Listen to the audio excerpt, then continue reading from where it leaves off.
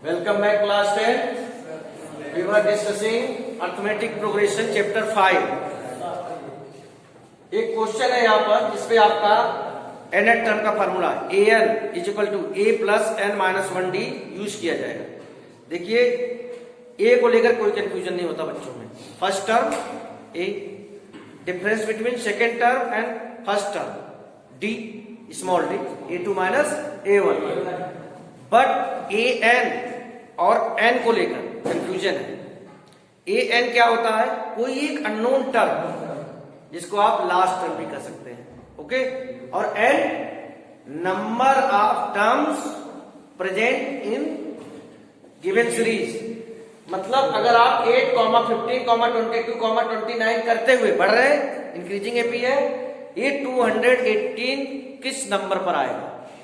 जिस नंबर पर आएगा यानी इतने टर्म्स इसमें प्रेजेंट है। तो फार्मूला तो वही लगेगा a plus n minus 1d is equal to 218। ये आप सारी चीजें बिल्कुल सही करते हो, लेकिन यहां पर आपसे कभी कभार गलती हो जाती है। क्या गलती होती है वो मैं बता दूं। जैसे मैं 7 को डायरेक्ट लाके डिवाइड कर दिया, ओके। कई बच्चे 7 का n में करते हैं multiply, according to rule of multiply 7 must be multiply with n as well as 1 से नहीं हो पाता है, ये गलती होती है। आपको मैं बता रहा हूं n माइनस 1 आपने डिवाइड कर दिया मैंने डायरेक्ट, ये आ गया। अगर n की वैल्यू आपकी फ्रैक्शन में आए, अगर ऐसा कोई क्वेश्चन पूछा गया बोर्ड एग्जाम में और n की वैल्यू फ्रैक्शन में आए या नेगेटिव आए, तो आप ये समझ लेना कि you are committing some kind of mistake, calculation mistake जिसे कहते हैं।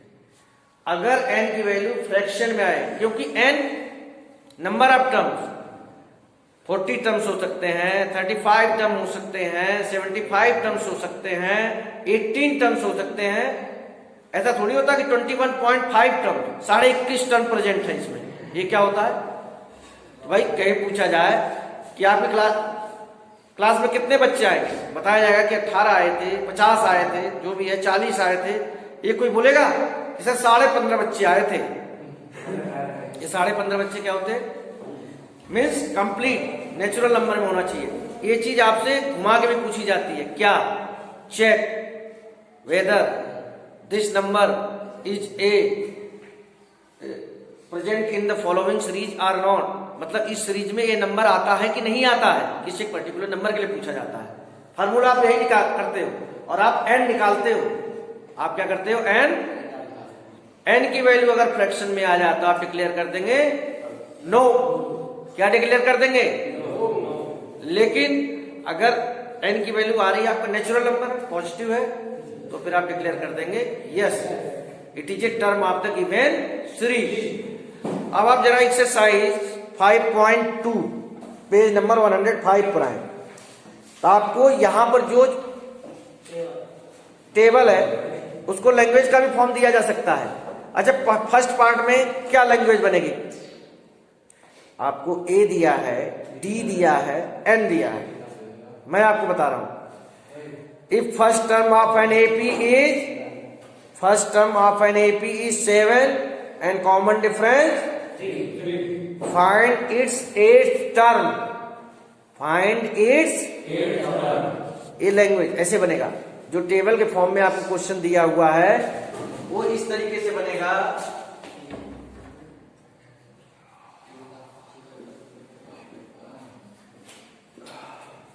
First term 7, d 3, you have to find 8 term. कल आपको बताया था, ये तो आप लिख देते हो a8 is equal to a plus 7d, but at the same time you have to mention it what an is equal to a plus।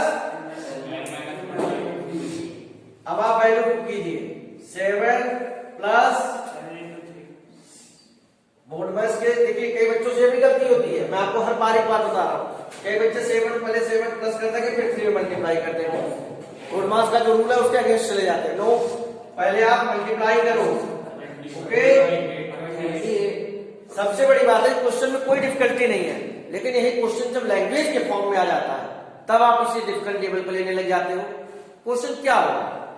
अभी आप चलोगे एक्सरसाइज में आगे चलोगे, 5.3 तक हम चलेंगे। अभी इसी में देखिएगा एक क्वेश्चन के 10 पार्ट हैं, उसमें ऐसे कुछ मामला दिया हुआ है, आपको लैंग्वेज दी हुई है, क्या दी हुई है, और आपको पता करना है। यहां पर तो डायरेक्ट आपको दिया हुआ है। अब सेकंड पार्ट में क्या दिया है, सेकंड पार्ट में अगर लैंग्वेज आपकी बनेगी क्या बनेगी, देखिए सेकंड पार्ट में तो दिया हुआ तो ये है लैंग्वेज को ए दिया है आपका -18, एन दिया है 10 एंड एन क्या दिया है 0। ओके बेटा, ये चीज दी। लैंग्वेज क्या बनेगा भाई, if nth term, if n की जगह 10 आ गया, if 10th term of an AP is 0, n की वैल्यू 10 है ना, if 10th term of an AP is 0, find common difference, it is given that first term is -18। बन गया language. तो फिर से वही 18 का फॉर्मूला क्या होगा बोलो, डरो मत भाई, बोलो -18 plus 90 is equal to 0, 90 is equal to 18, d is equal to 2। चाहे लैंग्वेज में दे दूं चाहे डायरेक्ट दे दूं, कोई फर्क नहीं पड़ने वाला। हमको बेसिक जब क्लियर है हम उसको मॉडिफाई कर लेंगे, कोई दिक्कत वाली बात नहीं है। थर्ड पार्ट में ऐसे ही common difference and 18th term, आपको 18 टर्म दिया हुआ है। अब आप कहोगे सर n 18 है इसलिए मैं बोल रहा हूं 18 टर्म है -5, an की वैल्यू क्या दिया है -5 दिया है, an के नीचे क्या है -5 है कि नहीं है, और n की वैल्यू क्या है 18, तो 18 टर्म हुआ ना, यानी ये किसकी वैल्यू दी है a + 17 d की, और आपके पास d है। लेकिन इस क्वेश्चन की खास बात है, देखिए यहां गलती होती है, इस चीज को जरा ध्यान से देखना। इस क्वेश्चन में जहां d माइनस में आता है आपसे टेक्निकल फॉल्ट हो सकता है, संभालना अपने आप को। d -3, 18 term is -5। Okay, 18 term का फार्मूला क्या होता है बेटा, a + 17d। Very good. अब a क्या है मालूम नहीं, ये तो फाइंड आउट करना है। d की वैल्यू हमेशा माइनस में जो दिया हुआ है तो आप उसे ब्रैकेट में यूज करना, इससे आप गलती करने से बच जाओगे। a इक्वल टू क्या आ जाएगा, क्या आ जाएगा 46। अब मान लो कोई बच्चा कह रहा है कि सर मैं थोड़ा सा सेटिस्फाइड नहीं हूं, I want to verify my answer, मैं इसे वेरीफाई करना चाहता हूं कि मैंने सही किया कि गलत। तो 18 टर्म निकाल दे भाई, वेरिफिकेशन हो जाएगा। 18 टर्म का फार्मूला a प्लस, अब जो तुमने a की वैल्यू निकाली है उसे याद रखो, d की वैल्यू क्या है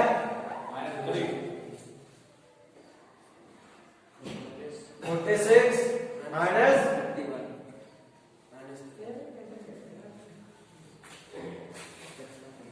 रिवर्स कर दिया क्वेश्चन को, यानी कि हमने गलत नहीं किया। कोई दिक्कत? ओके, आई होप आप फोर्थ पार्ट भी कर लेंगे, जिसमें आपको an दिया है, a और d दिया है, as well as fifth part भी कर लेंगे। इसमें आपको कौन सा टर्म निकालना है, an, और n की वैल्यू क्या 105, यानी a 105th टर्म पता करना है। तो फार्मूला क्या लगेगा 100, अच्छा ये 105 है कि 10.5 पहले तो ये बताओ। ओके, लेकिन इसमें d0 दिया हुआ है, बड़े इजीली निकल आएगा। ठीक है, आप वैल्यू पुट कर लेना। अब देखो जो मैंने अभी क्वेश्चन आपको करंटली बिल्कुल अभी कराया उसका भैया आ गया। क्वेश्चन नंबर 2, ये सब 1 मार्क्स के हैं। क्वेश्चन नंबर 2 का फर्स्ट पार्ट क्या पूछा भाई, देखो इधर एक एपी दिया हुआ है ना, इसका कौन सा पार्ट पूछा है, हाँ बिल्कुल सही कहा बच्चा 30। ये देखो बेटा, मैं आपको छोटी छोटी बातें बता रहा हूं जिसमें आप गलतियां करते हो। आपके लिए 10 - 7 भी 3 होता है, और आपके लिए 7 - 10 भी 3 होता है, जबकि 7 - 10 क्या होता है -3। पता क्या करना है, तीसरी टर्म क्या होता है, a + क्या है 10, डी क्या है 10 प्लस माइनस 87। 77। कोई डाउट? अगले क्वेश्चन में क्वेश्चन है ये, बस फ्रैक्शन इन्वॉल्व हो गया है। क्या पूछा है? ए क्या है -3 और डी क्या होता है a2 माइनस, देखिए यहाँ फ्रैक्शन में दिया, थोड़ा सा आप लोग इसमें गड़बड़ करते हो। फ्रैक्शन डेसिमल और रूट जब आ जाता है तो आप थोड़े से नर्वस हो जाते हो, ये क्या हो गया? कोई बात नहीं, a2 -1/2 -3, बारीकी को देखें, a2 -1/2 प्लस एलसीएम लो, क्या आ गया? कौन सा काम पता करना बेटा? a11 a plus 10।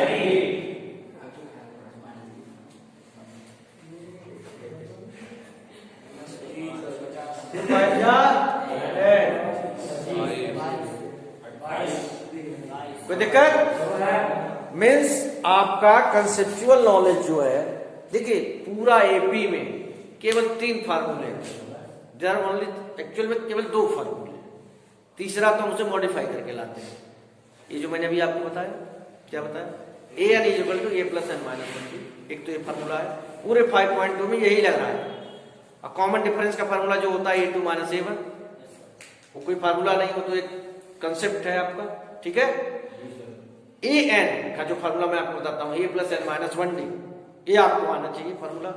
और एक चीज कि 38 टर्म क्या होगा? a प्लस 37d, है ना? 59 टर्म क्या होगा? a plus 58d। 100 टर्म क्या होगा? a plus 99d। इसमें आपकी कितनी पकड़ है? a प्लस तो सब में आ रहा है, d के साथ क्या हो रहा है? एक कम होके आ जाता है। अब इसी में मैं आपसे पूछूं कि n प्लस 5th टर्म पूछा जाए, n प्लस क्या होगा बताओ? आप पूरी मेरी बात है, मैं आपसे n प्लस 5th टर्म पूछ रहा हूं, n प्लस 5th पूरा टर्म जो है n प्लस 5th, तो आप क्या करोगे? n प्लस 5 जो है उसमें से क्या सब्ट्रैक्ट करोगे? 1 ही तो सब्ट्रैक्ट करोगे, तो क्या आ जाएगा? a plus n plus 4d। बात को समझो, आप क्या सीखते हो कि सर a5 होता है a प्लस 4d, ये सिखाइए आपको। ये कैसे आता है? 5 में से 1, मैं आपसे ये कह रहा हूं n प्लस 1 टर्म अगर पूछा जाए a plus n plus 1 minus, क्या बचेगा? a प्लस, है ना? कंसेप्ट यही यूज होता है आपका, ध्यान रखेंगे आप। देखिए अभी आपने क्वेश्चन नंबर 2 किया, अब क्वेश्चन नंबर 3 आ रहा है स्क्रीन पे। क्वेश्चन नंबर 3 आ रहा है, और क्या दिया थर्ड क्वेश्चन में? फिर बॉक्सेस आए हैं, नो नीड टू वरी। बस ये ध्यान दीजिए, क्वेश्चन नंबर 3 का first part, third part and fourth part, first third and fourth एक जैसे हैं। अब आप कहोगे सर कैसे आप डिक्लेयर कर सकते हो कि फर्स्ट थर्ड एंड फोर्थ एक जैसे हैं? क्योंकि इन तीनों में ए दिया है, फर्स्ट टर्म दिया है, और बाकी के जो 2 टर्म है वो एक जैसे हैं, ठीक है? तो चलिए मैं क्वेश्चन नंबर 3 का ये जो 3 टर्म दिए हैं, तो मैं फर्स्ट नहीं करवाऊंगा, बहुत छोटा है, मैं आपको करवा रहा हूं आपको फोर्थ टर्म। कौन था? फोर्थ पार्ट करवा रहा हूं। ए क्या दिया बेटा? -4। 6 कौन से नंबर पर है? 1 2 3 4 5 6, इसी नंबर पे तो है। -4 से काउंटिंग करना शुरू करो, first second third fourth fifth 6। Okay बेटा, 6 टर्म पर है आपका 6। बताइए क्या होगा formula? a plus 5d, very good, -4 plus 5d equal to 6, 5d equal to 6 plus 4 equal to 10, d equal to 10 upon 5 equal to 2। आपके पास ये है, आपके पास d है। अब पहले नंबर के पास जो बॉक्स आ रहा है वो क्या बताता है कि मैं सेकेंड टर्म हूं। कौन सा टर्म हूं? a2 क्या हो जाएगा? a plus d, -4 plus 2, a3 क्या हो जाएगा? a प्लस 2d, a क्या है? -4 प्लस 2 इंटू 2, क्या आ जाएगा? 0। 4 उसके बाद जो बॉक्स आ रहा है a plus 3d -4 plus 3 into 2 -4 plus 6 is equal to 2 a5 a plus 4d। Exam में आपको पूरा रिप्रेजेंट करना पड़ेगा क्योंकि जो ब्लैंक बॉक्सेस हैं उनको आपको फिलअप करना है, तो उनकी वैल्यू आपको पता करनी है। लेकिन सबसे बड़ा इश्यू है कि आपके पास a और d है तो आप कुछ भी निकाल सकते हो। आपके पास a और d है तो कोई भी टर्म निकाल सकते हो।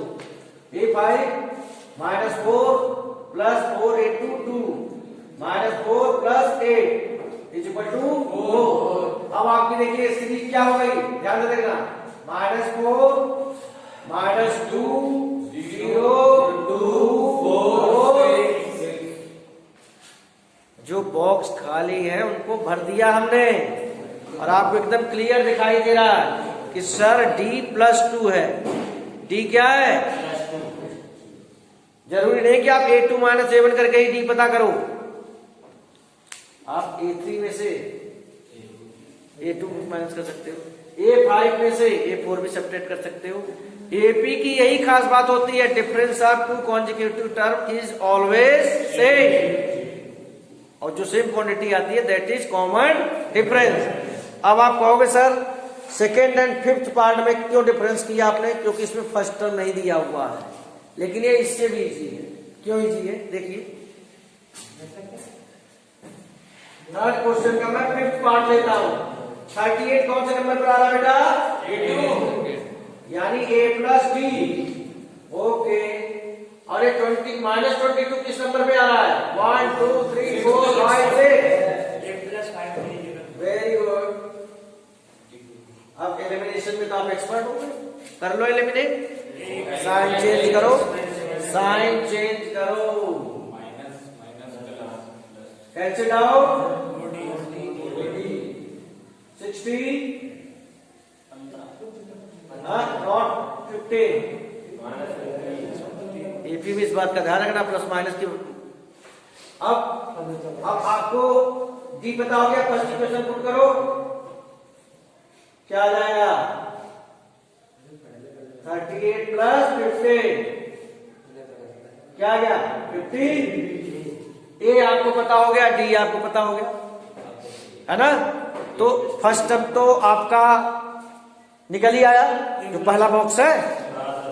अब आप थोड़ा सा वेरीफाई कर सकते हो कि यार सेकेंड टर्म बुक में 38 दिया है, जरा निकाल के देखो जो हमने ए और डी निकाला है क्या सही है, देख सकते हो रफ पर जाकर। ए प्लस डी 53 प्लस -15 तो क्या हो जाएगा? 53 - 15 क्या आएगा? 38 तो दिया है। फिर आप A3 निकाल सकते हो, क्या करके?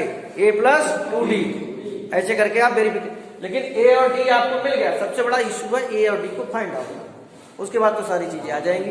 देखिए अभी मैंने इस क्वेश्चन को मैं नहीं कराऊंगा, ये अपनी कॉपी पर आप खुद कर सकते हैं। Second part of question number 5।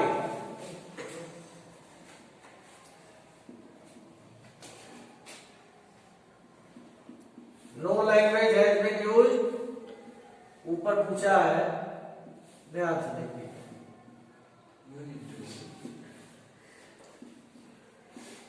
Find the number of terms. You have to find the value of n. Okay? A 18, D A2 minus A1. Very good. Minus 18. 31 by 2. LCM 2. Okay? A 47 कौन से number पर हमें जानकारी नहीं है? A n equal to -47। A plus n minus 1D -47। A क्या है? 18। अब देखना बेटा, यहां कोई बच्चा अगर D ऐसे लिख देगा बिना ब्रैकेट के तो ऐसा लगेगा कि उस i/2 को आप n-1 से सब्ट्रैक्ट कर रहे हो, मल्टीप्लाई नहीं कर रहे हो। अगर ब्रैकेट आप नहीं लगाओगे तो क्या मैसेज जाएगा कि आप n-1 में से 5/2 को सब्ट्रैक्ट कर रहे हो। अब ब्रैकेट लगाने पे क्या मैसेज आता है कि n-1 में आप -5/2 का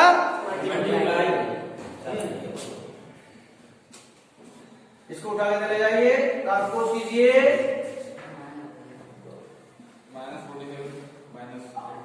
ओके प्लस हो जाएगा माइनस ठीक है। दोनों माइनस के हैं, -65। अब देखो बेटा, आप जो दोनों में मल्टीप्लाई करते हो, मैं आपको बेसिक ट्रिक बता रहा हूं, आप इसको उठा के इधर ले आओ, 2 ऊपर चला जाएगा, -5 चलाओ, 30 टाइम्स दैट्स इट, हो गया। आपकी कैलकुलेशन लंबी नहीं चली, ठीक है। अब देखो ये क्वेश्चन बोर्ड एग्जाम में सबसे ज्यादा बार आया है। Question number 6, check whether -150 is a term of given AP. Question number 6 में क्या कह रहा है? आवाज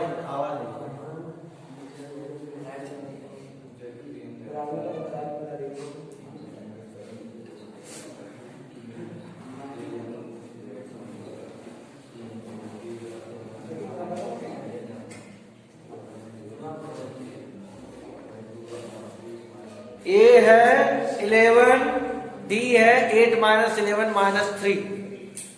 पूछ रहा है कि क्या -150 कोई इसका टर्म है।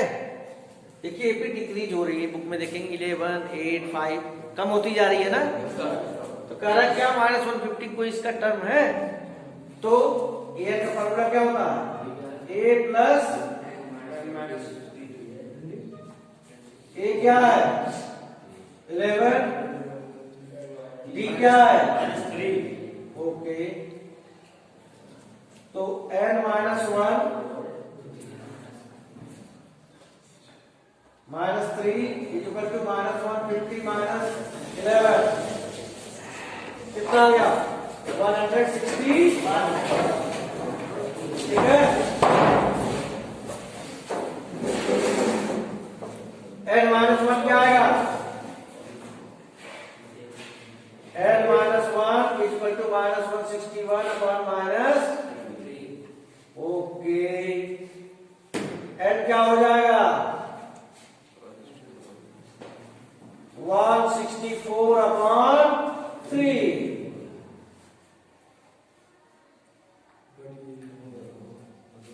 n is not a natural number. n is a fraction. n is not a natural number, not a whole number. So, since n is not a natural number, या फिर आप लिख लो n is in a fraction, so fraction में आ गया ना, so -50 is not a term of given series, given a language। कि भाई n की वैल्यू होनी चाहिए पॉजिटिव में। किसमें होनी चाहिए? पॉजिटिव में, वो भी नेचुरल नंबर, फ्रैक्शन में नहीं। मैं आपको बता चुका हूं कि 8.5 टर्म नहीं होता है, 8 टर्म होता है, 9th होता है, 11th होता है। फ्रैक्शन में नहीं आना चाहिए, नेगेटिव नहीं होता है। कोई ये नहीं कहता कि -15 टर्म। इन बातों को आपको ख्याल रखना पड़ेगा। इसी के ऊपर, इसी के इर्द गिर्द कुछ और क्वेश्चंस घूम रहे हैं। देखिए क्या पूछ रहा है। Find the 31st term of an AP whose 11th term, 11th means a plus 10d and 16 term 73, यानी a plus 15d। अब मैं आपको यहाँ सिर्फ हिंट दूंगा, आप इसे खुद करेंगे। क्वेश्चन नंबर 7,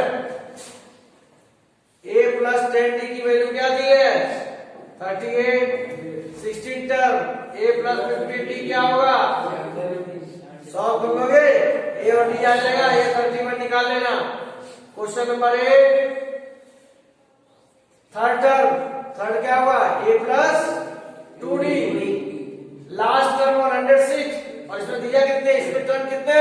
50, यानी ये किसकी वैल्यू है? रताम्बा। सॉल्व कर लेना, एलिमिनेट कर लेना, मल्टीप्लाई करने की भी जरूरत नहीं है, पहले से ये इक्वल है। Okay, 9, third term a plus 2d की वैल्यू क्या दी है? 4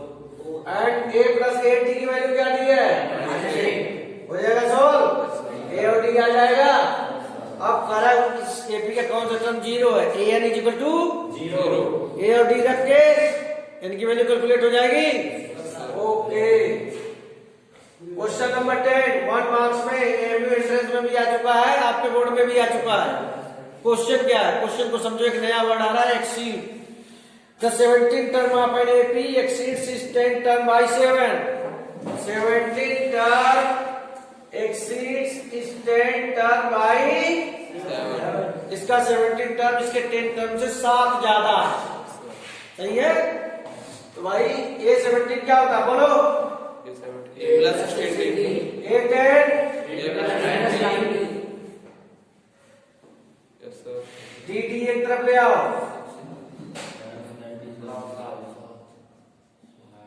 डी इज इक्वल टू खत्म। 1 मार्क्स में आता है डी इज इक्वल टू 1। तो यहां तक आप करें, इसको समझे। आपको ये चीज मेरी समझनी है, थोड़ा सा लैंग्वेज है। जब आपको ए और डी समथिंग कुछ ऐसे दिया होगा तब तो कैलकुलेशन करने में कोई दिक्कत नहीं है, लेकिन इसका कैलकुलेशन भी एक इंपॉर्टेंट पार्ट है। एक तो कैलकुलेशन होता है जो आपको करवाया जाता है नेचुरल नंबर्स के साथ, और थोड़ा सा आपके लिए डिफिकल्टी हो जाती है जब इंटीजर्स इन्वॉल्व हो जाता है, यानी नेगेटिव क्वांटिटीज। थोड़ा डिफिकल्ट होता है जब फ्रैक्शन आ जाते हैं, और हो जाता है जब डेसिमल हो जाते हैं, और सबसे बड़ी दिक्कत तो जब आती है जब आप रूट हो जाते हैं भगवान। तो मैंने हर तरीके से आपको बताया है। Calculation is an important part of this exercise, this chapter. Calculation mistake अगर नहीं करोगे तो अगर आपको कंसेप्चुअल नॉलेज है, 2-3 फार्मूले हैं केवल और कुछ नहीं है, लेकिन इसका एप्लीकेशन बहुत है, कई तरीके से पूछा जाता है। आपको उससे क्या लेना देना, जो बोल रहा है उसके हिसाब से आप क्वेश्चन को लिखिए, फ्रेम योर इक्वेशन, इक्वेशन बनाइए, सॉल्व कीजिए, दैट्स ऑल। समझ में आ गया? We will move further study, आगे भी चलेंगे। जो क्वेश्चंस बचे हुए हैं लैंग्वेज प्रॉब्लम के भी हैं, बट आज के लिए I think this one is the enough. Okay.